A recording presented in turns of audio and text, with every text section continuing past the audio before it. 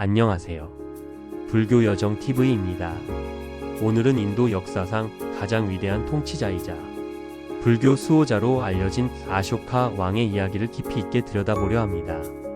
기원전 3세기 인도 대륙을 통일한 한 정복자가 어떻게 자비와 평화의 화신으로 거듭났는지 그의 놀라운 변화와 불교 수호의 여정을 함께 따라가 보겠습니다. 기원전 304년경 마우리아 왕조의 수도 파탈리푸트라에서 한 왕자가 태어났습니다. 그의 이름은 아쇼카, 산스크리트어로 슬픔 없는 자라는 뜻을 가진 이름이었습니다. 하지만 아이러니하게도 그의 삶은 처음부터 슬픔과 폭력으로 가득했습니다. 아쇼카는 찬드라굽타 마우리아가 세운 강력한 제국의 제3대 왕 빈두사라의 아들로 태어났지만 그는 왕위 계승 서열에서 밀려난 왕자였습니다. 당시 마우리아 왕조는 인도 대륙 대부분을 장악한 거대한 제국이었습니다. 찬드라굽타는 알렉산더 대왕이 물러간 후 혼란에 빠진 인도를 통일했고 그의 아들 빈두사라는 아버지의 업적을 이어받아 남쪽으로 영토를 확장했습니다. 제국의 행정체계는 정교했고 군사력은 막강했습니다. 이런 강력한 제국의 왕자로 태어난 것은 축복처럼 보였지만 아쇼카에게는 오히려 저주였습니다. 전해지는 이야기에 따르면 아쇼카는 어머니의 신분이 낮았기 때문에 형제들 사이에서 천대를 받았습니다. 그는 왕궁의 화려함 속에서도 늘 외로웠고 인정받기 위해 애썼습니다. 어린 시절부터 그는 뛰어난 무예와 전략적 사고를 보여주었지만 이는 오히려 형제들의 질투를 샀습니다. 왕위는 그와는 먼 것처럼 보였습니다. 하지만 운명은 예측할 수 없는 법입니다. 젊은 아쇼카는 총독으로 임명되어 탁실라와 우자인 지역을 다스리게 되었습니다. 이 시기 그는 뛰어난 행정가이자 군사 지도자로서의 능력을 발휘했습니다. 특히 탁실라에서 발생한 반란을 진압하면서 그의 명성은 높아졌습니다. 하지만 그의 방법은 잔혹했습니다. 반란군을 무자비하게 학살했고 배반자들에게는 가혹한 형벌을 내렸습니다. 우자인에서 총독으로 재직하던 시절 아쇼카는 운명적인 만남을 경험합니다. 불교 승려의 딸인 데비라는 여인을 만난 것입니다. 데비는 상인의 딸로 겸손하고 자비로운 성품을 가진 여인이었습니다. 그녀는 아쇼카에게 부처님의 가르침에 대해 이야기했고 폭력과 정복만을 생각하던 젊은 왕자의 마음에 작은 씨앗을 심었습니다. 하지만 당시 아쇼카는 그 씨앗이 얼마나 큰 나무로 자랄지 알지 못했습니다. 기원전 273년 아쇼카의 아버지 빈두사라가 세상을 떠났습니다. 왕위 계승을 둘러싼 치열한 권력 다툼이 시작되었습니다. 전해지는 기록에 따르면 아쇼카는 자신의 형제 99명을 죽이고 왕위에 올랐다고 합니다. 이 숫자가 과장되었을 가능성이 높지만 그가 잔혹한 방법으로 권력을 장악했다는 것은 분명합니다. 이 시기 아쇼카는 찬다 아쇼카, 즉 포악한 아쇼카라고 불렸습니다. 왕위에 오른 초기 8년간 아쇼카는 전형적인 정복 군주였습니다. 그는 제국의 영토를 더욱 확장하려 했고 반란은 무자비하게 진압했습니다. 그의 군대는 강력했고 그의 명령은 절대적이었습니다. 하지만 그의 내면 깊은 곳에서는 어떤 공허함이 자라나고 있었습니다. 권력을 얻었지만 평화는 없었고 영토는 넓어졌지만 마음은 텅 비어 있었습니다. 기원전 261년 아쇼카 왕조 역사상 가장 중요한 사건이 발생합니다. 칼린가 전쟁입니다. 칼린가는 현재의 오디샤 지역에 위치한 부유하고 강력한 왕국이었습니다. 이 왕국은 동해안의 무역로를 장악하고 있었고 마우리아 제국의 완전한 통일을 위해서는 반드시 정복해야 할 대상이었습니다. 아쇼카는 대규모 군대를 이끌고 칼린가를 침공했습니다. 칼린가 사람들은 용맹하게 저항했습니다. 그들은 자신들의 땅과 자유를 지키기 위해 마지막까지 싸웠습니다. 전쟁은 처참했습니다. 들판은 피로 물들었고 하늘은 연기로 가득 찼습니다. 검과 창이 부딪히는 소리, 전사들의 함성과 비명이 대지를 뒤흔들었습니다. 마침내 아쇼카의 군대가 승리했습니다. 하지만 그 대가는 너무나 컸습니다. 역사 기록에 따르면 약 10만 명이 전투에서 죽었고 15만 명이 포로로 잡혔습니다. 부상자와 기아, 질병으로 죽은 사람들까지 합치면 희생자는 훨씬 더 많았을 것입니다. 칼린가의 수도는 폐허가 되었고 거리는 시체로 가득했습니다. 전쟁이 끝난 후 아쇼카는 직접 전장을 둘러보았습니다. 그가 본 광경은 그의 영혼을 뒤흔들었습니다. 끝없이 펼쳐진 시체들, 부모를 잃고 우는 아이들, 남편과 아들을 잃고 통곡하는 여인들. 강물은 붉은 피로 물들었고 공기는 죽음의 냄새로 가득했습니다. 승리의 깃발이 펄럭이는 그곳에서 아쇼카는 승리가 아닌 패배를 느꼈습니다. 한 노승이 전장을 천천히 걸어가는 모습을 보았습니다. 그 승려는 죽은 자들을 위해 기도하고 있었습니다. 적군이든 아군이든 구별하지 않고 모든 생명을 위해 자비의 기도를 올리고 있었습니다. 아쇼카는 그 모습에서 깊은 충격을 받았습니다. 이 승려는 누구의 편도 들지 않았습니다. 다만 고통받는 모든 생명을 향한 연민만이 있었습니다. 그날 밤 아쇼카는 잠을 이룰 수 없었습니다. 그의 눈앞에는 계속해서 죽어간 사람들의 모습이 떠올랐습니다. 자신이 명령한 전쟁으로 인해 얼마나 많은 사람들이 고통받았는지, 얼마나 많은 가정이 파괴되었는지 처음으로 깨달았습니다. 권력과 영토를 위해 치른 대가가 너무나 컸습니다. 그는 자신이 무엇을 했는지, 자신이 누구인지 묻기 시작했습니다. 칼린가 전쟁 이후 아쇼카는 극심한 정신적 고뇌에 빠졌습니다. 낮에는 왕으로서의 임무를 수행했지만 밤이면 악몽에 시달렸습니다. 그는 자신이 저지른 폭력의 무게를 견딜 수 없었습니다. 이때 그는 우자인 시절 만났던 대비의 말을 떠올렸습니다. 부처님의 가르침, 자비와 비폭력의 길에 대한 이야기를 기억했습니다. 아쇼카는 불교 승려들을 궁으로 초청하기 시작했습니다. 그들에게 부처님의 가르침을 배우고자 했습니다. 그 중에서도 우파굽타라는 고승이 아쇼카에게 큰 영향을 미쳤습니다. 우파굽타는 마투라 출신의 덕망 높은 승려였으며 직접 부처님의 직계 제자들로부터 가르침을 전해 받은 이들에게서 배운 진정한 법통을 이어받은 분이었습니다. 우파굽타는 아쇼카에게 물었습니다. 대왕이시여, 당신은 무엇을 얻기 위해 전쟁을 하셨습니까?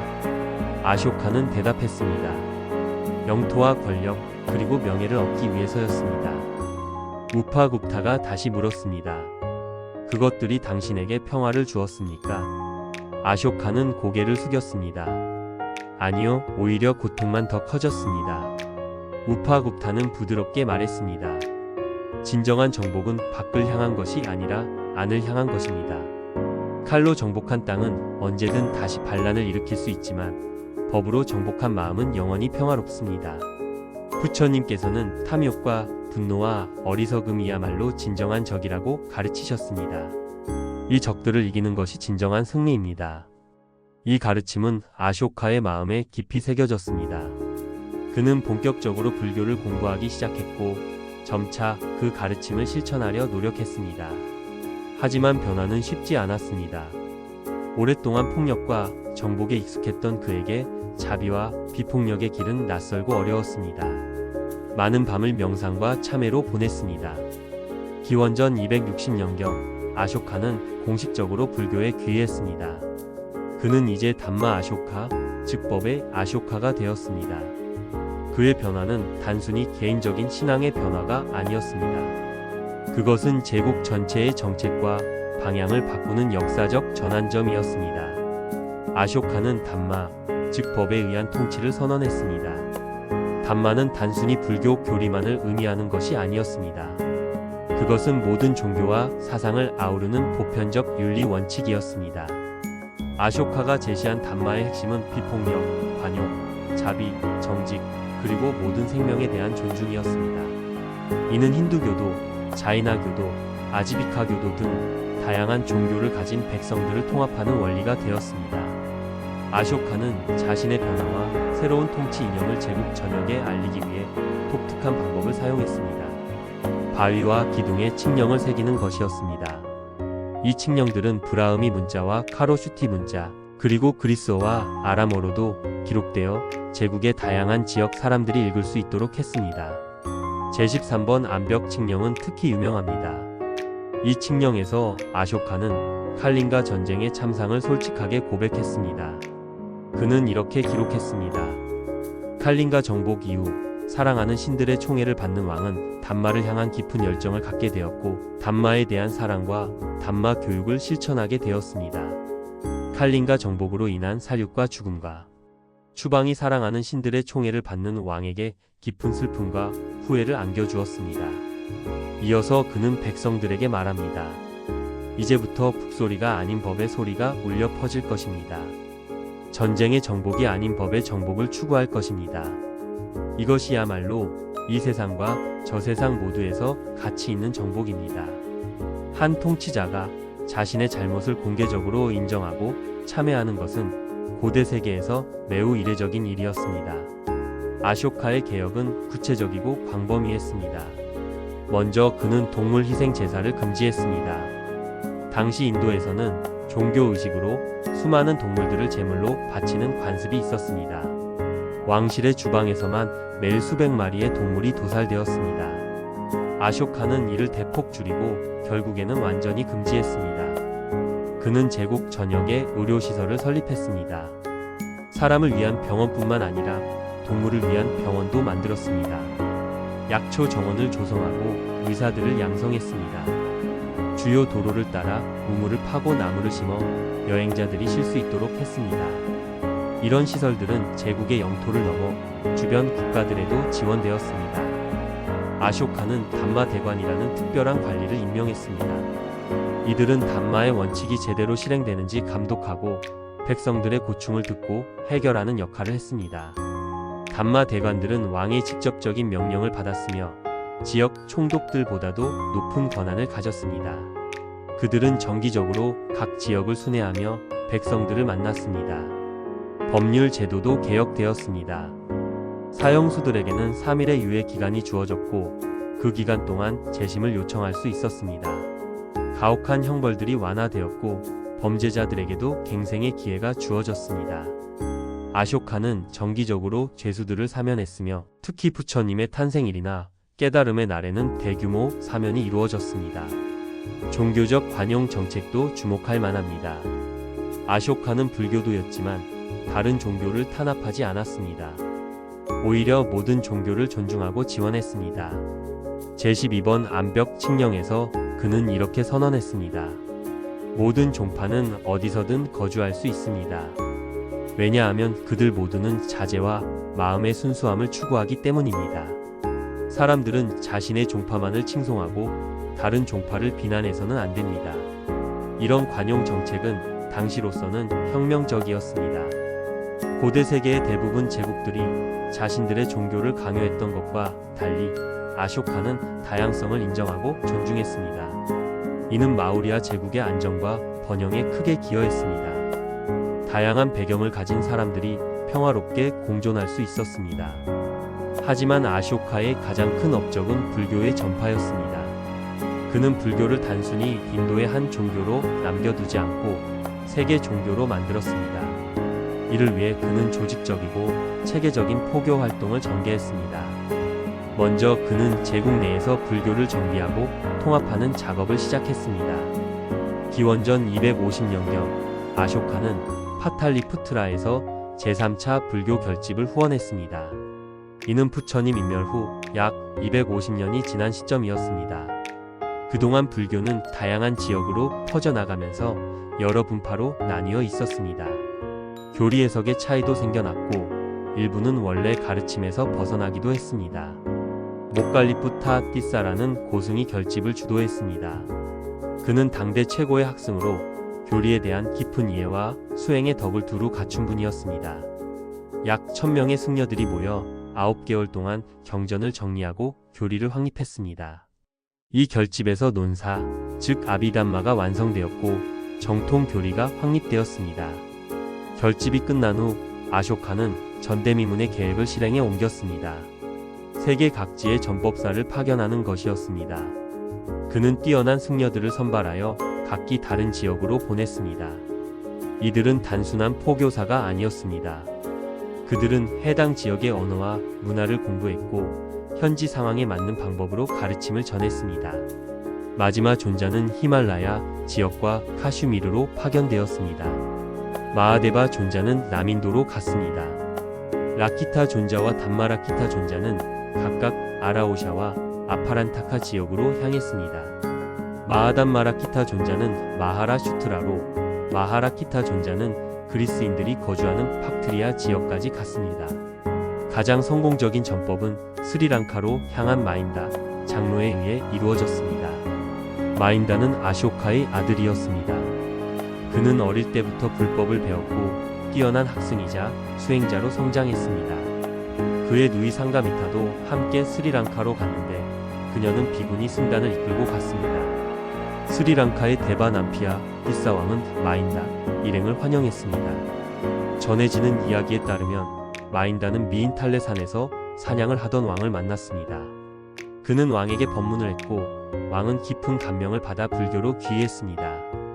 곧 스리랑카 전체가 불교 국가가 되었고 이후 2000년 넘게 불교는 스리랑카의 중심 종교로 자리 잡았습니다. 상가미타는 특별한 임무를 가지고 있었습니다. 그녀는 부처님이 깨달음을 얻으신 보리수의 가지를 가져갔습니다. 이 나무는 스리랑카의 아누라다푸라에 심어졌고 오늘날까지도 살아있어 세계에서 가장 오래된 역사가 기록된 나무가 되었습니다. 이 나무는 불교 전파에 살아있는 증거이자 아쇼카의 원대한 비전을 상징합니다. 아쇼카의 전법 사업은 물질적 지원도 포함되었습니다. 그는 수많은 승원을 건설하고 유지했습니다. 승려들이 수행에 전념할 수 있도록 필요한 모든 것을 지원했습니다. 경전을 필사하고 보존하는 작업에도 막대한 자원을 투입했습니다. 당시에는 인쇄술이 없었으므로 모든 경전은 손으로 베껴야 했습니다. 아쇼카는 부처님과 관련된 성지들을 정비하고 보존했습니다. 그는 직접 순례를 다니며 이들 장소를 방문했습니다. 룸비니에서는 부처님 탄생지를 표시하는 기둥을 세웠습니다. 이 기둥은 오늘날까지 남아있어 부처님 탄생지를 증명하는 중요한 고고학적 증거가 되고 있습니다. 붓다가야에는 웅장한 사원을 건립했습니다. 사르나트의 초전 법륜지에도 기념물을 세웠고 쿠시나가라의 열반지도 정비했습니다. 이런 성지들은 불교도들의 순례지가 되었고 신앙의 중심지로 발전했습니다. 오늘날에도 전 세계의 불교도들이 이곳들을 찾아와 예배하고 수행합니다. 아쇼카의 또 다른 위대한 업적은 스투파 건립이었습니다. 전설에 따르면 부처님이 인멸하신 후 사리는 8부분으로 나뉘어 각지에 봉안되었습니다. 아쇼카는 이 사리들을 모아 84,000개의 스투파를 건립했다고 합니다. 이 숫자는 상징적인 의미가 크지만 실제로 그가 수많은 스투파를 세운 것은 사실입니다. 산치의 대스투파는 아쇼카가 세운 스투파 중 가장 유명합니다. 원래는 작은 벽돌 스투파였지만 후대에 확장되어 웅장한 석조 건축물이 되었습니다. 이 스투파는 불교 건축의 걸작으로 평가받으며 유네스코 세계문화유산으로 지정되어 있습니다. 4개의 문은 부처님의 생애와 전생담을 아름답게 조각하고 있습니다. 아쇼카는 단순히 건축물만 세운 것이 아닙니다. 그는 불교의 가르침을 일상생활에 실천하려 노력했습니다. 매년 일정 기간을 정해 전국을 순회하며 백성들을 직접 만났습니다. 이를 담마 야트라, 즉 법의 순례라고 불렀습니다. 이전의 왕들이 사냥과 오락을 위해 순회했던 것과 달리 아쇼카는 백성들의 복지를 살피고 법을 가르치기 위해 여행했습니다. 순회 중에 그는 가난한 사람들을 돕고 억울한 일을 당한 사람들의 이야기를 들었습니다. 지역 관리들의 부정부패를 직접 단속했고 불의를 바로잡았습니다. 또한 각 지역의 승단을 방문하여 승려들을 격려하고 필요한 지원을 제공했습니다. 이런 순회는 백성들에게 왕이 그들을 진심으로 염려한다는 것을 보여주었습니다. 아쇼카는 가족들에게도 담마를 실천하도록 했습니다. 그의 왕비와 자녀들은 자비 활동에 적극 참여했습니다. 특히 그의 딸 상가미타와 아들 마인다가 출가하여 승려가 된 것은 그의 신앙이 얼마나 진지했는지를 보여줍니다. 왕자와 공주가 왕이 계승을 포기하고 출가하는 것은 매우 드문 일이었습니다. 궁중의 생활도 크게 바뀌었습니다. 화려한 연회와 오락은 줄어들었고 대신 법회와 토론회가 열렸습니다. 궁중 음악가들은 담마의 노래를 불렀고 무용수들은 부처님의 생애를 주제로 공연했습니다. 왕궁은 권력의 상징에서 자비와 지혜의 중심지로 변모했습니다. 아쇼카는 교육에도 많은 관심을 기울였습니다. 그는 각지에 학교를 세우고 가난한 사람들의 자녀들도 교육받을 수 있도록 했습니다. 여성 교육도 장려했는데 이는 당시로서는 매우 진보적인 정책이었습니다. 상가미타가 비구니 승단을 이끌고 스리랑카로 간 것도 여성의 종교적 역할을 중시했기 때문입니다. 경제 정책에서도 담마의 원칙이 반영되었습니다. 과도한 세금을 줄이고 공정한 거래를 장려했습니다. 상인들이 부당한 이익을 취하지 못하도록 감독했고 노동자들의 권리를 보호했습니다. 가뭄이나 홍수로 피해를 입은 지역에는 세금을 감면해주고 구호품을 지원했습니다. 환경보호도 아쇼카의 정책 중 하나였습니다. 그는 삼림을 보호하고 특정 동물의 사냥을 금지했습니다. 번식기에는 모든 동물 사냥을 금지했습니다. 숲에 불을 지르거나 묵은 벼락에 나무를 베는 것도 처벌 대상이었습니다. 이런 정책들은 현대의 환경보호 운동을 2000년 이상 앞선 것이었습니다. 아쇼카의 통치 기간 동안 마우리아 제국은 번영을 누렸습니다. 전쟁이 사라지자 무역이 활발해졌습니다. 제국의 도로망은 잘 정비되어 있었고 안전했습니다. 상인들은 두려움 없이 먼 지역까지 여행할 수 있었습니다. 그리스, 중앙아시아, 동남아시아와의 교역이 활발해졌고 문화 교류도 증가했습니다. 농업 생산성도 향상되었습니다. 관계시설이 개선되었고 새로운 농경 기술이 보급되었습니다. 곡물 창고가 각지에 설치되어 흉년에 대비했습니다. 굶주리는 사람이 줄어들었고 백성들의 생활은 안정되었습니다. 이런 경제적 번영은 담마 정치의 결과였습니다. 하지만 아쇼카의 개혁이 항상 순탄했던 것은 아닙니다. 전통을 중시하는 브라만 계급은 그의 정책에 불만이 있었습니다. 동물 희생 제사를 금지한 것은 그들의 권위와 수입에 직접적인 타격을 주었습니다. 일부 귀족들도 왕의 온건한 정책에 반발했습니다. 그들은 강력한 군사력과 정복을 통한 영광을 그리워했습니다. 군대 내에서도 불만의 목소리가 있었습니다. 전쟁을 하지 않자 군인들의 역할이 축소되었고 예전만큼의 명예를 얻기 어려워졌습니다. 일부 장군들은 왕이 약해졌다고 생각했습니다. 하지만 아쇼카는 이런 반발에도 굴하지 않았습니다.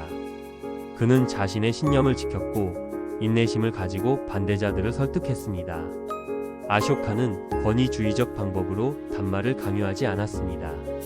대신 모범을 보이고 교육하고 설득하는 방법을 택했습니다. 그는 자신이 먼저 담마를 실천하는 모습을 보여주었습니다.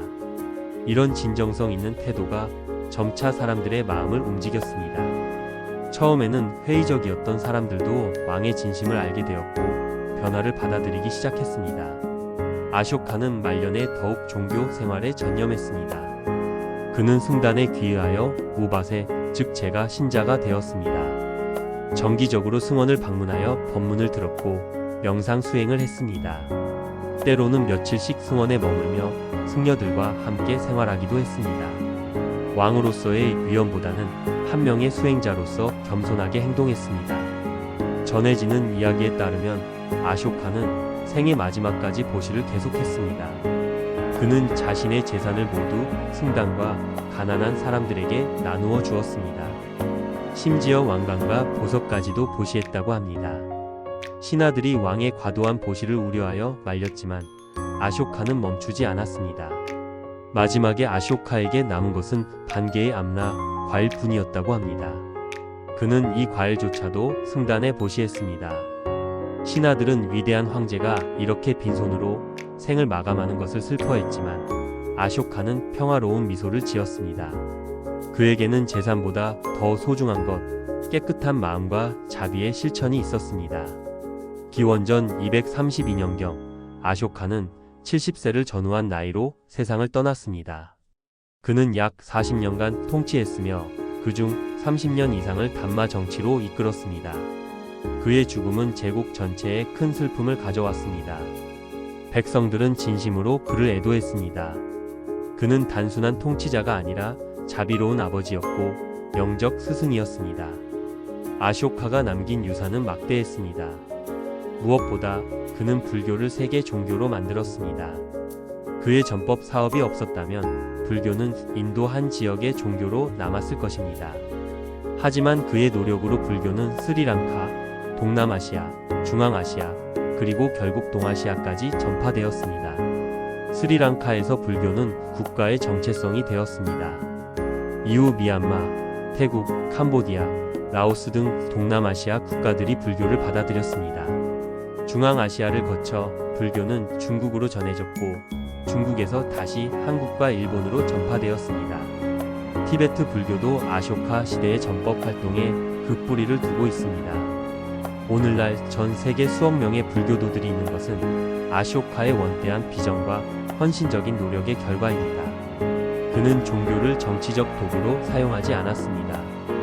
오히려 진정한 신앙으로 정치를 변화시켰습니다. 권력을 자비의 도구로 만들었고 제국을 평화의 도량으로 만들었습니다.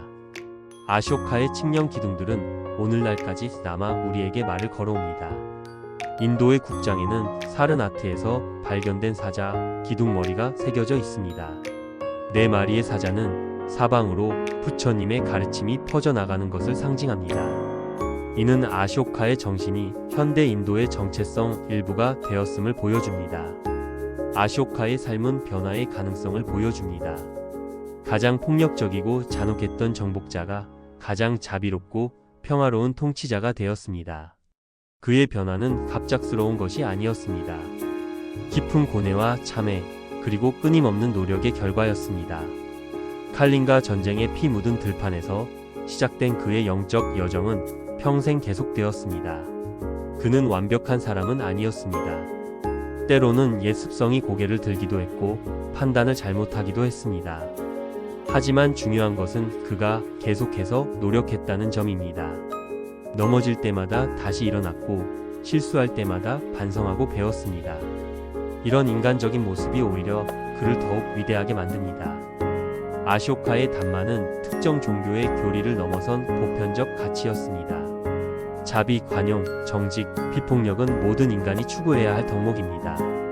그는 종교 간의 대화와 협력을 장려했습니다. 서로 다른 신앙을 가진 사람들이 평화롭게 공존할 수 있음을 보여주었습니다. 이는 오늘날에도 여전히 중요한 메시지입니다. 현대 세계는 여전히 전쟁과 폭력으로 고통받고 있습니다. 민족과 종교, 이념의 차이로 인한 갈등이 계속되고 있습니다.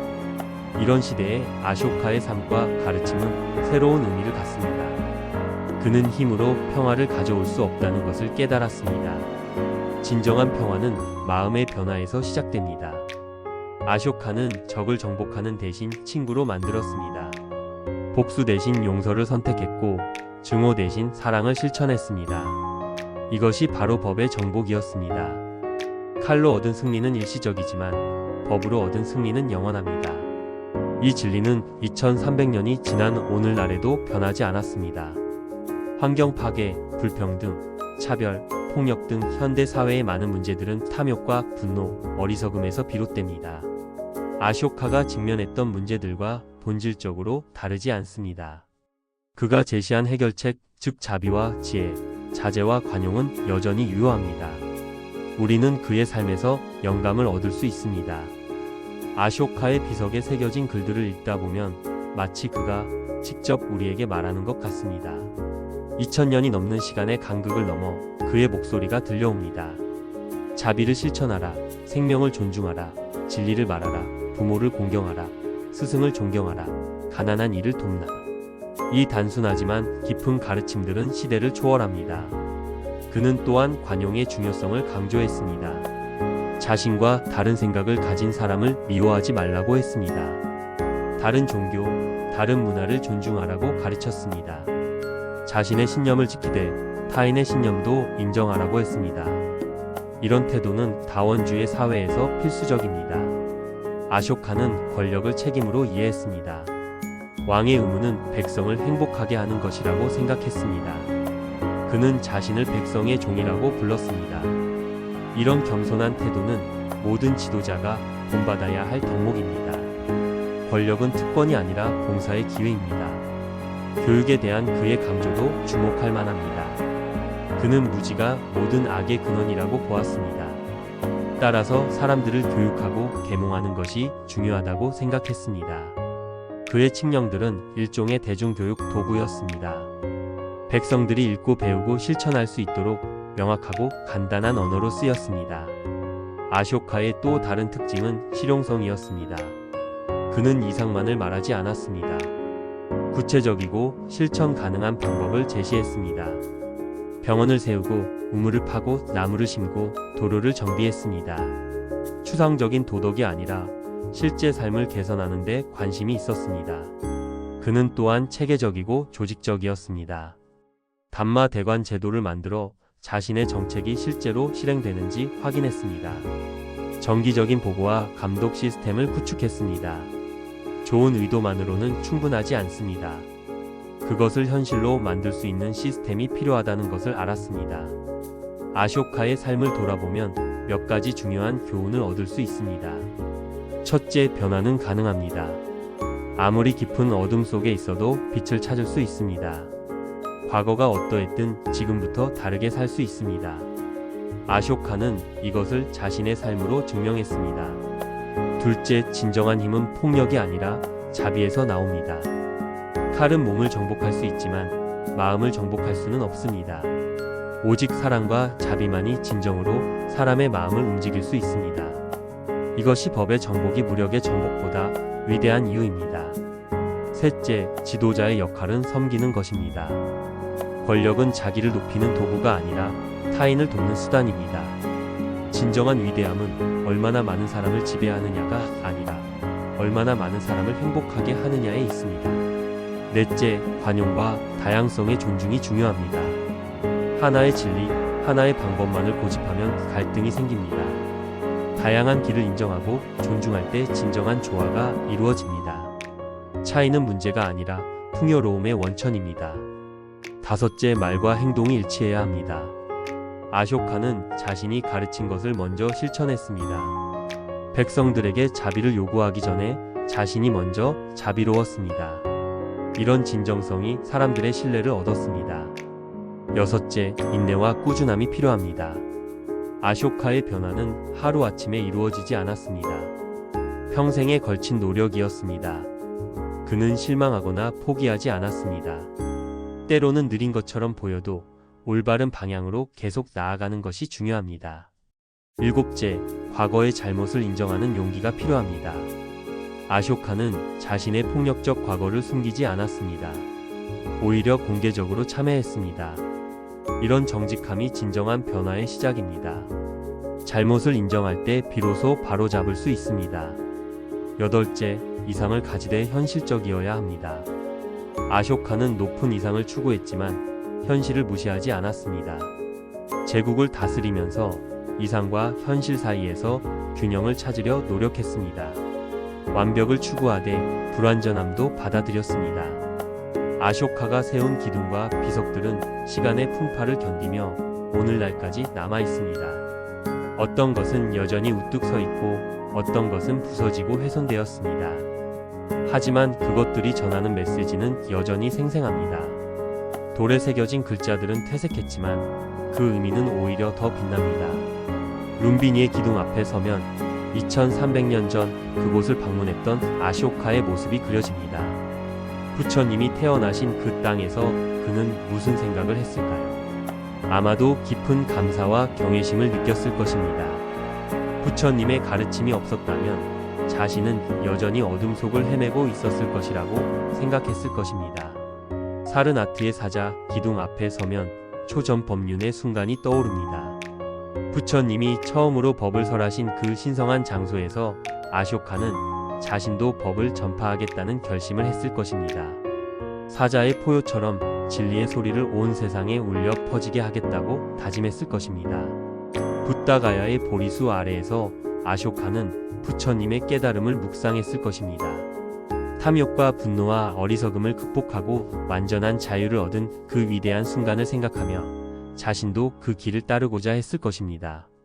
비록 완전한 깨달음에는 이르지 못하더라도 조금씩 그 방향으로 나아가고자 했을 것입니다. 쿠시나가라의 열반지에서 아쇼카는 무상함을 깊이 느꼈을 것입니다.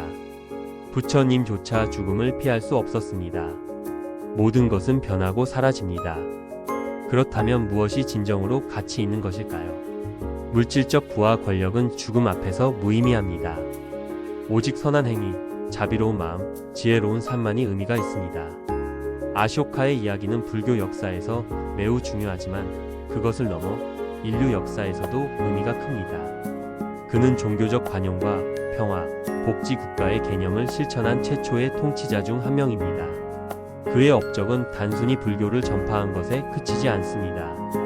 인간이 어떻게 살아야 하는지, 사회가 어떻게 조직되어야 하는지에 대한 비전을 제시했습니다.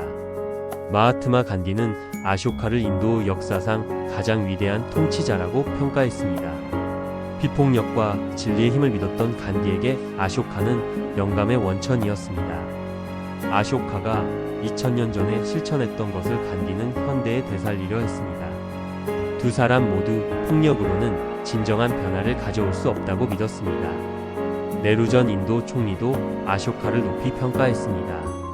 그는 아쇼카의 세속적이고 관용적인 국가 운영 방식을 현대 인도의 모델로 삼고자 했습니다. 인도 공화국의 국장에 사르나트 사자 기둥을 채택한 것은 아쇼카의 정신을 계승하겠다는 의지의 표현이었습니다. 영국의 역사학자 H.G. 웰스는 아쇼카를 역사상 수천 명의 군주 중에서 가장 빛나는 인물이라고 했습니다. 그는 아쇼카의 칙령들이 인류 역사상 가장 인도적이고 계몽적인 정치 문서라고 평가했습니다. 이런 찬사는 아쇼카의 업적이 단순히 과거의 이야기가 아니라 보편적 가치를 가지고 있음을 보여줍니다. 오늘날 전 세계의 불교도들은 아쇼카를 법왕, 즉 다르마라자로 존경합니다. 그는 부처님 다음으로 불교 역사에서 가장 중요한 인물로 여겨집니다. 만약 아쇼카가 없었다면 불교는 지금과는 전혀 다른 모습이었을 것입니다. 아마도 인도의 한 지역 종교로 남아 결국 역사 속으로 사라졌을지도 모릅니다. 스리랑카에서는 매년 아쇼카를 기념하는 행사가 열립니다. 그가 보낸 마인다, 장로와 상가미타 비구니의 도착을 축하하는 포손 축제는 스리랑카에서 가장 중요한 종교 축제 중 하나입니다. 아누라다푸라의 보리수는 여전히 순례자들의 발길이 끊이지 않는 성지입니다. 미얀마, 태국, 캄보디아 등 동남아시아 불교 국가들도 아쇼카를 존경합니다. 많은 사원에 그의 조각상이 모셔져 있고 그의 이야기가 전해집니다. 어린 아이들은 학교에서 아쇼카의 생애를 배우며 자비와 관용의 가치를 익힙니다. 그는 단순한 역사적 인물이 아니라 살아있는 영감의 원천입니다. 티베트 불교에서도 아쇼카는 중요한 위치를 차지합니다. 티베트의 많은 사원들이 아쇼카 시대에 그 기원을 두고 있다고 전해집니다. 티베트 불교의 전법 정신도 아쇼카의 영향을 받았습니다. 달라이 라마는 여러 차례 아쇼카의 자비와 지혜를 본받아야 한다고 강조했습니다. 동아시아에서도 아쇼카의 이름은 잘 알려져 있습니다. 중국 불교 경전에는 아유광, 즉 아쇼카 왕에 대한 많은 이야기가 전해집니다. 한국과 일본의 불교도들도 그의 업적을 기립니다. 그가 세운 84,000 스투파의 전설은 동아시아 전역에 퍼져 있습니다. 현대에 들어와서도 아쇼카에 대한 관심은 계속되고 있습니다. 고고학자들은 그의 칙령과 유적을 연구하며 새로운 사실들을 발견하고 있습니다. 역사학자들은 그의 통치 방식과 정책을 분석하며 현대적 의미를 찾고 있습니다.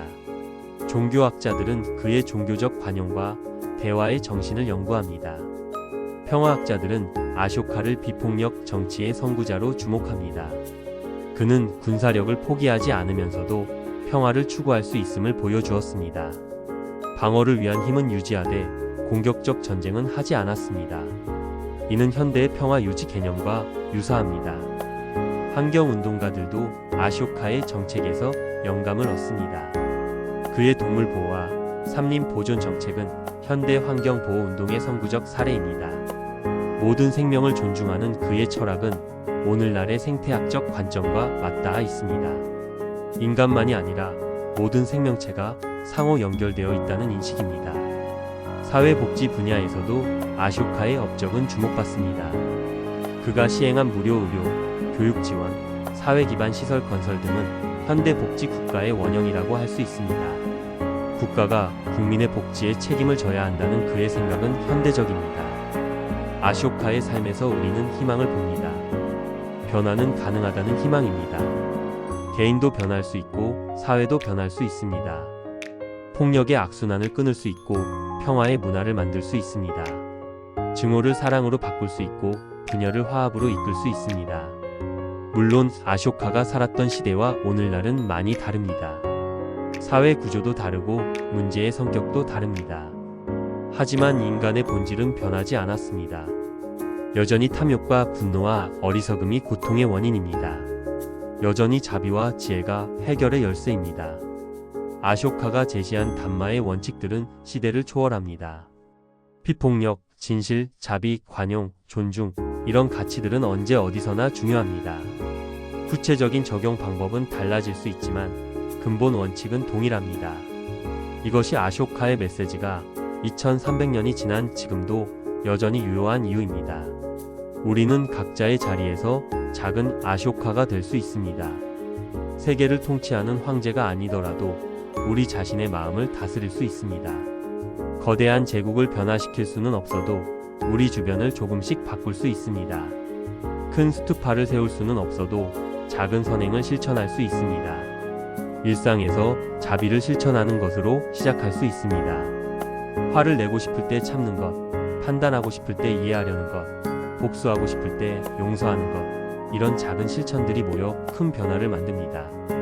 아쇼카도 하루아침에 바뀌지 않았습니다. 매일매일의 작은 선택과 노력이 쌓여 위대한 변화가 되었습니다. 가족과의 관계에서 담마를 실천할 수 있습니다. 부모에게 효도하고 자녀를 사랑으로 대하고 형제 자매와 화목하게 지내는 것입니다. 이런 기본적인 윤리가 사회의 기초입니다.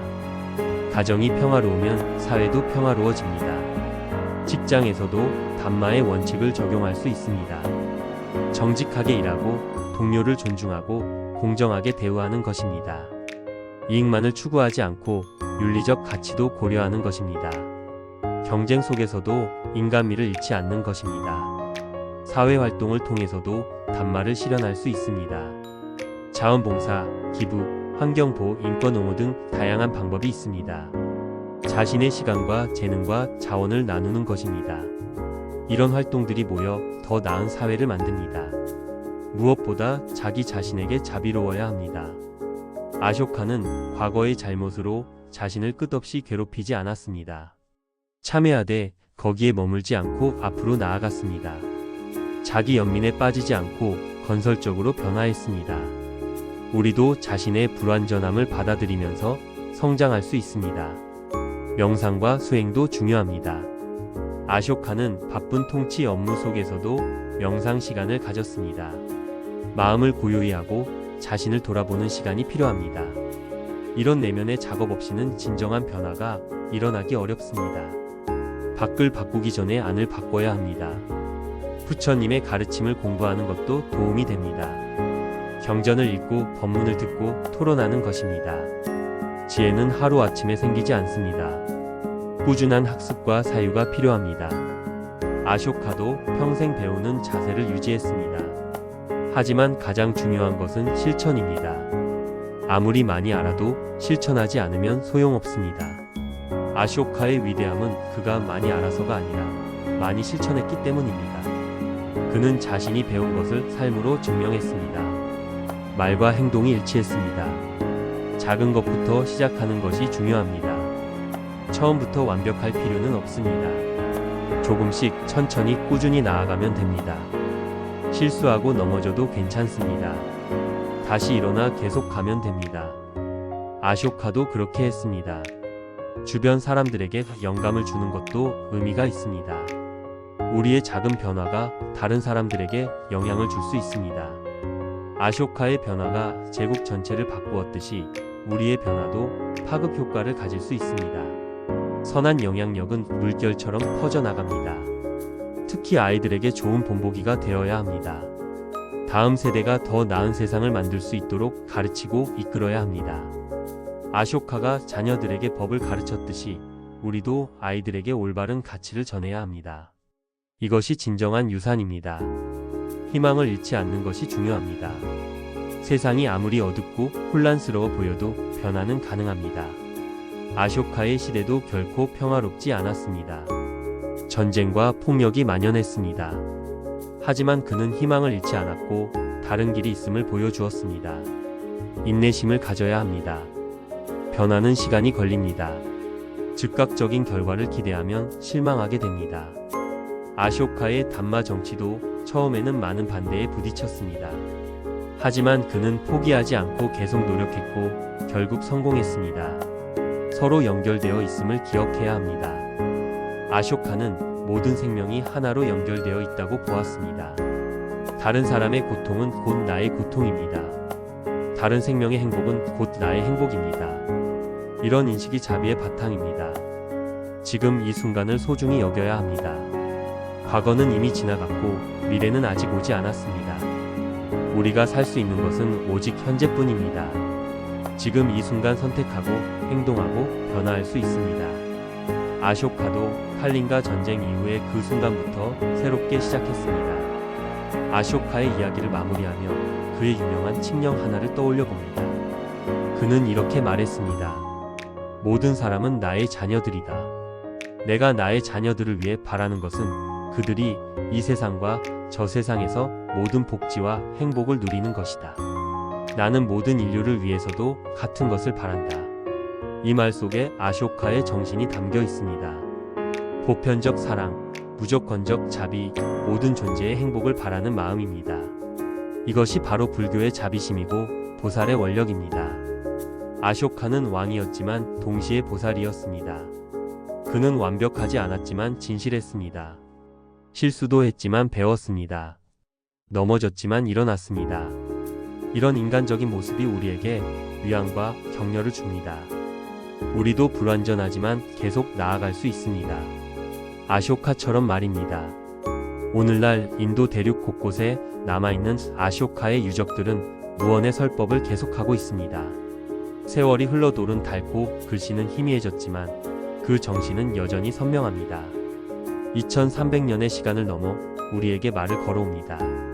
자비를 실천하라, 폭력을 버리라, 진실을 말하라, 생명을 존중하라, 서로 용서하라, 함께 살아가라. 이 단순하지만 심오한 가르침들이 바람처럼 햇살처럼 우리를 감싸고 스며듭니다. 아쇼카는 2000년 전에 세상을 떠났지만 그의 목소리는 지금도 들립니다.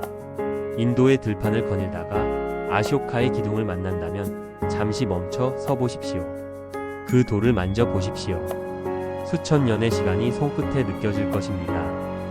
그리고 귀 기울여 들어보십시오. 바람 소리에 섞여 아쇼카의 음성이 들려올지도 모릅니다. 사르나트의 사자들은 여전히 사방을 향해 포효하고 있습니다. 법의 소리가 울려 퍼지기를 기원하며 포효하고 있습니다. 그 포효는 2300년 전에 시작되어 지금도 계속되고 있습니다. 우리가 그 소리를 듣고 응답할 때 아쇼카의 유산은 살아 숨쉽니다. 룸비니의 기둥은 여전히 서 있습니다. 비바람을 맞으며 지진을 견디며 세월을 이겨내며 서 있습니다. 그것은 단순한 돌기둥이 아닙니다. 그것은 신념의 상징이고 헌신의 증거이고 사랑의 표현입니다. 한 사람의 변화가 얼마나 큰 영향을 미칠 수 있는지를 보여주는 기념비입니다. 스리랑카의 보리수는 여전히 푸르게 자라고 있습니다. 2300년의 세월 동안 무수한 계절을 보냈습니다. 무수한 사람들이 그 아래서 기도하고 명상했습니다. 그 나무는 생명의 연속성을 상징합니다. 부처님의 가르침이 대대로 이어지듯이 나무도 계속 살아 새로운 생명을 키웁니다. 산치의 스투파는 여전히 웅장하게 서 있습니다. 해가 뜨면 황금빛으로 빛나고 달이 뜨면 은빛으로 빛납니다. 그 아름다움은 시대를 초월합니다. 하지만 진정한 아름다움은 형태가 아니라 그 안에 담긴 정신입니다. 자비와 지혜, 평화와 조화의 정신입니다. 전 세계 박물관에 소장된 아쇼카 시대의 유물들도 이야기를 들려줍니다. 동전 하나, 도장 하나, 토기 조각 하나에도 역사가 담겨 있습니다. 그 시대를 살았던 사람들의 삶이 느껴집니다. 아쇼카의 통치 아래 그들은 어떻게 살았을까요? 더 평화롭고 더 안전하고 더 행복했을까요? 아마도 그랬을 것입니다. 아쇼카의 이야기는 여기서 끝나지 않습니다. 그것은 계속되는 이야기입니다. 우리 각자가 그 이야기의 일부입니다. 우리가 자비를 실천할 때, 평화를 추구할 때, 진리를 말할 때, 우리는 아쇼카의 유산을 이어가는 것입니다. 우리는 그의 꿈을 현실로 만드는 것입니다. 부처님의 가르침은 아쇼카를 통해 세계로 퍼져나갔고 오늘날 우리에게까지 전해졌습니다. 그 가르침은 여전히 유효하고 여전히 필요하고 여전히 아름답습니다. 고통에서 벗어나는 길, 평화에 이르는 길, 자유를 얻는 길이 여전히 열려 있습니다. 아쇼카는 그 길을 걸었고 우리에게도 함께 걸어가자고 손짓합니다. 2300년의 시간을 넘어 그의 손이 우리에게 뻗어 있습니다. 그 손을 잡을 것인가 말 것인가는 우리의 선택입니다. 하지만 한 가지는 분명합니다. 그 길은 여전히 거기 있고 걸어갈 만한 가치가 있다는 것입니다. 오늘 우리가 아쇼카의 이야기를 들은 것은 우연이 아닐 것입니다. 어쩌면 우리에게 필요한 메시지였는지도 모릅니다. 변화하라는 메시지, 자비를 실천하라는 메시지, 희망을 잃지 말라는 메시지. 이 메시지를 마음에 새기고 삶으로 실천한다면 우리도 작은 아쇼카가 될 수 있을 것입니다. 세상은 여전히 불완전하고 고통은 여전히 존재하고 문제는 여전히 많습니다. 하지만 아쇼카가 보여준 것처럼 변화는 가능합니다. 한 사람의 변화가 세상을 바꿀 수 있습니다. 우리 각자가 조금씩 변한다면 세상도 조금씩 나아질 것입니다. 불교 여정 TV와 함께 한 오늘의 여정, 아쇼카 왕의 불교 수호 이야기를 마칩니다. 이 이야기가 여러분의 마음에 작은 씨앗을 심었기를 바랍니다. 그 씨앗이 자라 아름다운 나무가 되고 많은 이들에게 그늘을 제공하기를 기원합니다. 아쇼카가 심은 보리수처럼 여러분의 마음에 심어진 자비의 씨앗이 무럭무럭 자라기를 기원합니다. 감사합니다.